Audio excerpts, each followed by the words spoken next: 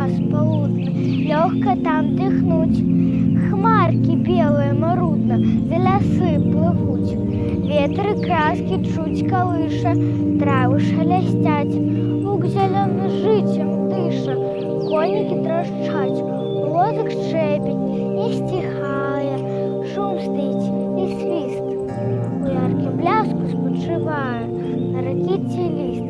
Спевам, гоманам і звонам поўніцца ўвесь луг, і дрыжыць над ім зялёным жыватворны дух.